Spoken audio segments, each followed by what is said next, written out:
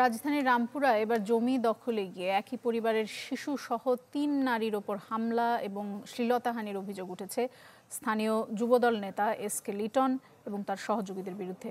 খবর পেয়ে ঘটনাস্থল থেকে লিটন এবং তার কয়েকজন সহযোগীকে আটক করেছে সেনাবাহিনী।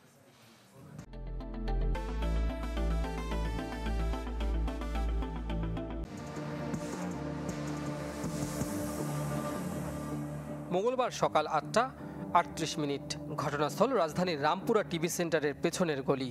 সিসি ক্যামেরার দৃশ্যে দেখা যায় কয়েকজন নারী ও শিশুর ওপর সংঘবদ্ধ হামলা করছে একদল দুষ্কৃতিকারী। খবর পেয়ে ঘটনাস্থলে ছুটে যায় সেনাবাহিনী। হাতে নাতে আটক করা হয় হামলায় নেতৃত্ব দেয়া স্থানীয় যুবদল নেতা এসকে লিটন ও তার কয়েকজন সহযোগীকে।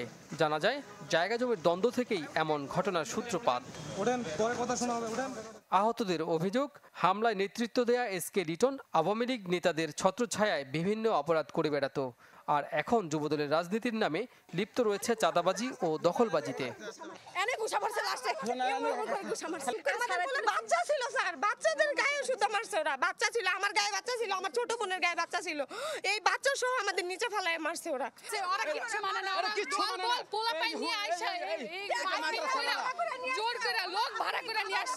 হামলা করেছে এসকে লিটনের নেতৃত্বে একটা গ্রুপ। হামলার শিকার পরিবারটির দাবি, স্থানীয় মাদ্রাসার প্রতিষ্ঠাতা ইয়াহিয়া মাহমুদের নির্দেশেই সবকিছু হয়েছে। প্রত্যক্ষদর্শীদের বয়ানেও উঠে এলো ঘটনার ভয়াবহতা।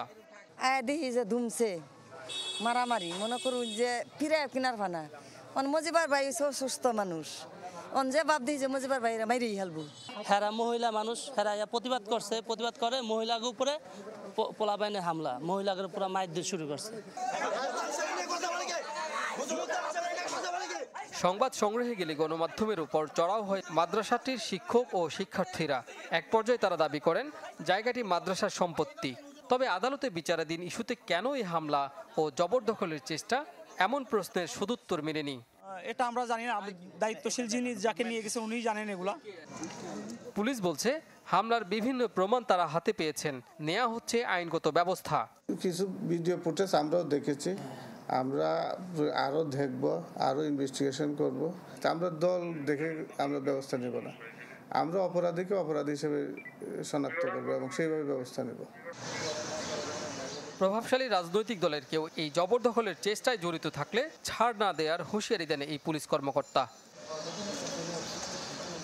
কাজী ফয়সাল, চ্যানেল 24, ঢাকা।